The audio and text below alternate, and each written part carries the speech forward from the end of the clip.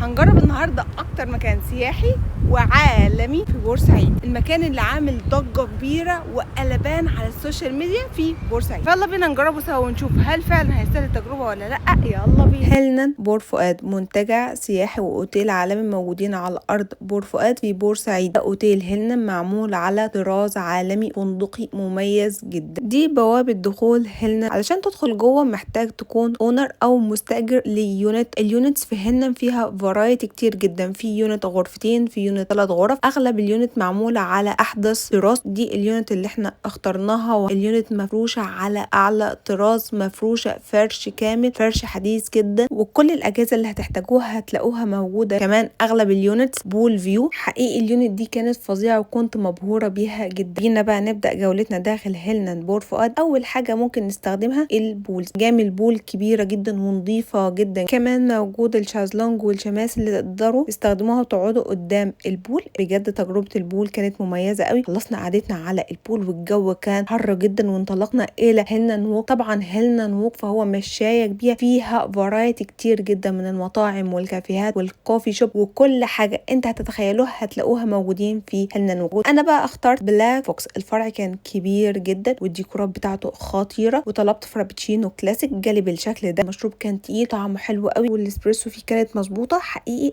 لازم تجربوه. خلصنا مشروبنا وانطلقنا الى اليونت بتاعتنا عشان نبدا جوله جديده في هيلنان بور فؤاد، والمره دي مغامرتنا مع هيلنان بيتش. وصلنا عند مدخل بيتش. ده جيم معموله على احدث طراز، معموله على البيتش مباشره كانك في الساحل بالظبط. وده البيتش الخاص باوتيل هيلنان، ممكن تدخلوا عادي. التيكت ب 100 جنيه الفرد. اما ده البيتش الخاص بالنزلاء سواء كنت اونر او مستاجر يونت. البيتش معموله على طراز ده، كل البراجولات معموله على شكل الخوص، وفي شازلونج البراجولا بتاعتنا وقعدنا فيها وجبنا الشازلونجات براحتنا ونزلنا استمتعنا بالبحر واجواء البحر. بحر بور فؤاد من الشواطئ الكويسه، وشط كان نظيف والبحر كان نظيف قوي، وحقيقي استمتعنا جدا لما نزلنا ميه البحر. خلصنا قعدتنا على البحر وطلعنا غيرنا هدومنا ونزلنا حد البنات في كيدز اريا كده صغننه بسيطه على قدهم. قعدت امرجحهم شويه، بجد كانوا مبسوطين وكنا مستمتعين جدا. وبعد اليوم الطويل ده جوعنا. طلعنا عند هيلنان ووك واخترنا نتغدى عند جراند شاورما، مطعم كبير جدا عنده فرايتي كتير جدا في الاكل. اخترت ان انا اجرب من عندهم الرز المعمر، كان حلو، الاكل كان مظبوط وطعمه ممتاز جدا بصراحه. وبكده نكون خلصنا تجربتنا سوا النهارده في هيلنان ريزورت في بور فؤاد. تجربه مميزه جدا